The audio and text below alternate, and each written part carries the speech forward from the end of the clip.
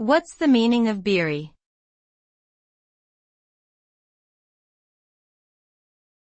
Beery.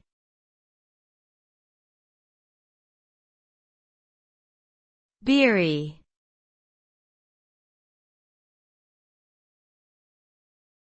Beery.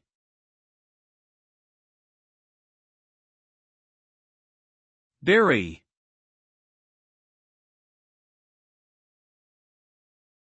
The term beery is typically used to describe something that has a strong aroma or taste resembling that of beer. It can also refer to the atmosphere or environment of a place that is reminiscent of a pub or brewery. The word beery is derived from beer, which is an alcoholic beverage made from malted grains, hops, yeast, and water. The flavor and aroma of beer are primarily determined by the type and amount of hops used during the brewing process.